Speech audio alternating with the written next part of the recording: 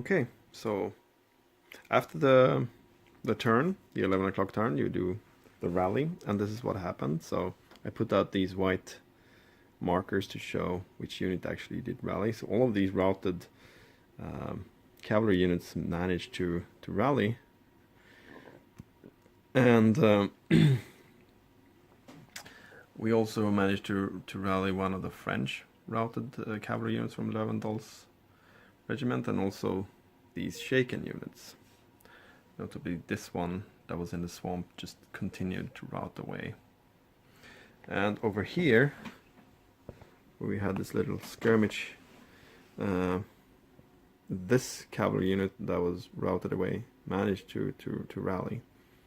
And of course, these two that were both shaken disorder, this one was the one that stopped this cavalry unit from reaching any longer. Since they are both in enemy zone of control, they had a very hard time rallying, so they are both facing each other and they're shaking disordered. So maybe the most interesting part happened up here, where I had a lot of shaken English units that managed to rally. Notably, this one did not manage to rally. It's in enemy zone of control, which gives an additional +10 modifier to the rally. And then also, of course, importantly, these French units did not manage to rally. They are in enemy zone of control, and this will be very important for the upcoming close combat, I believe. There were a lot of French units that were routed here, and they managed to rally, several of them, 2 of them not, and they routed again. Here we had the cavalry unit, half of the stack rallied. So when you roll for rally from routed, you actually roll per unit and not per stack. So in this case, this unit managed to rally. It's now shaken disordered, whereas this one did not. So it continued to rout away.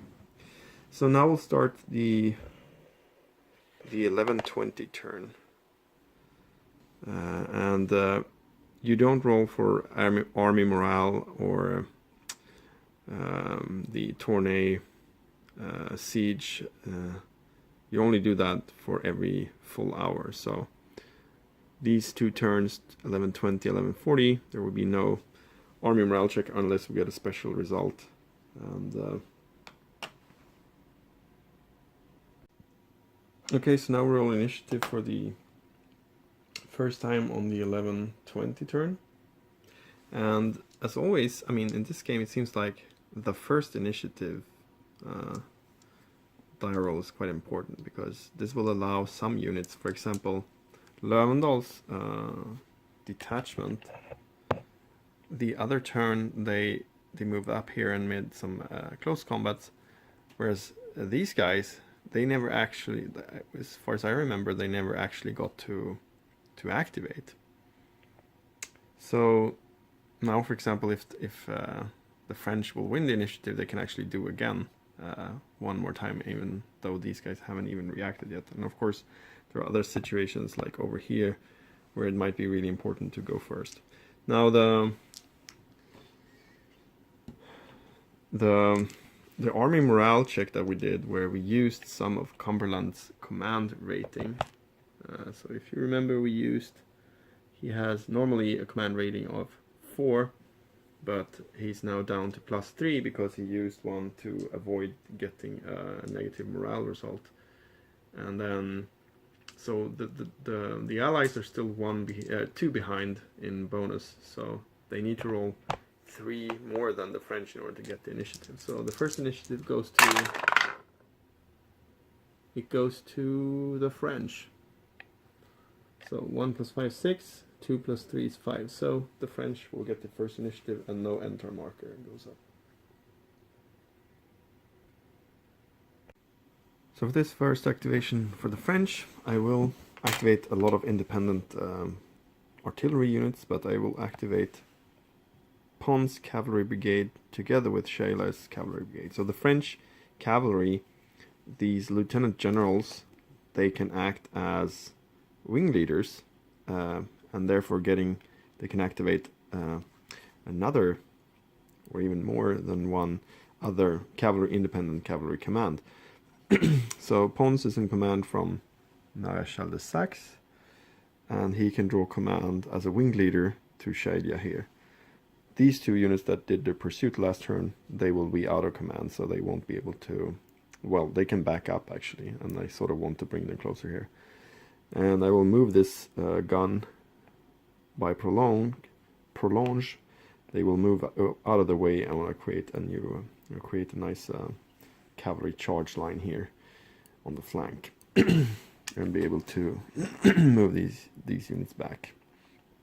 And of course, a lot of the guns here will fire because this is a good opportunity to get even more fire into the Dutch troops before they can get to do anything else. Okay, so this is after the activation now. I moved up this artillery here and formed this line here. These units tried to regroup a little bit, backed away. There was a close combat here between this unit from Churchill's brigade here that was shaken, and one of these 6-6 cavalry units from Pons brigade. Now I got two special results in a row that eliminated. They passed all the morale checks and everything, but they actually got eliminated before anything else could happen. Or this unit also took quite a lot of SP losses,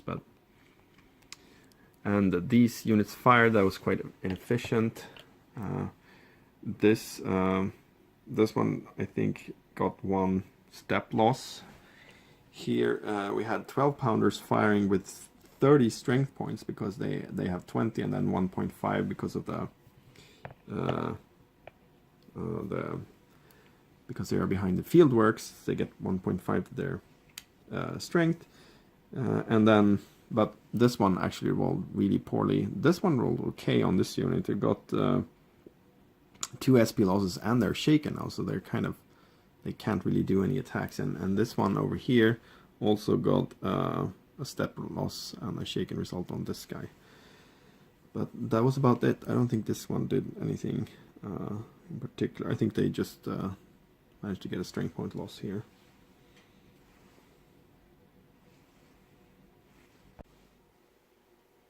Okay, so I got an allied activation next, and this is what it looks like on the southern front after movement. So I moved up a lot of Dutch units from this semi-protective line here. Of course, we had these shaken results from the French initial fire, which really messed things up. So these guys can't assault now, or they cannot close combat now, and this guy couldn't move up into zone of control. And then I got tons. These guns were really firing. They were really going hot, and they didn't really cause a lot of damage and morale breaks, but lots of disorder results, which clogged up the line here. But I did manage to get up 2 cavalry units here that will be able to do a charge on these two units here. So that will be interesting to see how that works out. I also could bring up this quite strong infantry unit without being opportunity fired upon, because there was already people here, so I could just stack with these guys, and now we can try to assault Fontenoy again. Okay, so now we're done the close combat, and look at that. Some Dutch units have managed to climb the walls of Fontenoy, and in that combat there was a special result, and the French did not pass their morale check, and because they routed, this 12-pounder cannot retreat, is now eliminated from that position together, and the unit routed away this way. In the cavalry fights, they all managed to attack actually, so no, they did not get shaken before the close combat, which they usually do, the Dutch, but one of them routed away. The other one managed to rout this infantry, the same type of infantry as here, but they became shaken, disordered, and they only rolled 2 for pursuit, so they didn't manage to completely kill him, and I guess now they're in pretty bad shape. But we have a little bit of a hole here, and in particular we've eliminated this nasty artillery unit over in Fontenoy. Okay, so I got a French activation this time, and I activated Luto and his entire wing here. This guy is out of command from his command leader, but otherwise we have some units here. They actually already did their fire phase, and I got 4 points of damage on this dodge, but no morale check. Here though, this redoubt got nothing but a return fire result, so they actually rolled an even 0 or an even 10, and they got a return fire here, which managed to shake up these units in the redoubt. So with this activation I hope to maybe confront this unit here, and also in Fontenoy, if you activate a wing leader that's stacked with a command leader from another wing or an independent command, you can activate that wing leader too, or that command as well. So this is Penthièvre's cavalry command, and he has these units here. So I will bring up some cavalry here to try to fix the Dutch situation.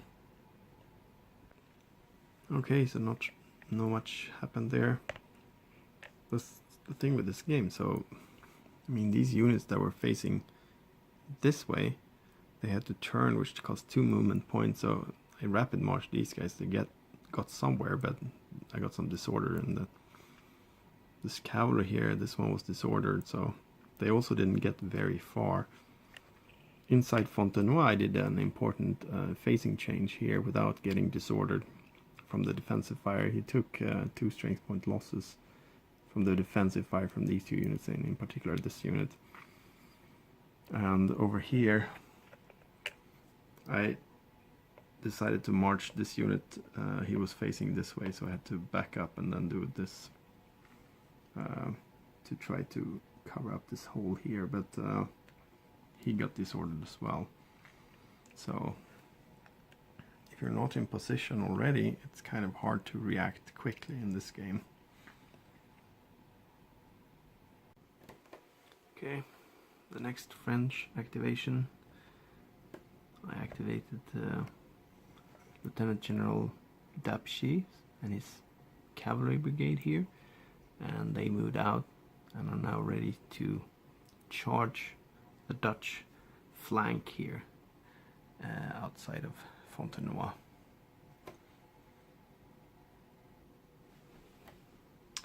Okay, that went well for the French.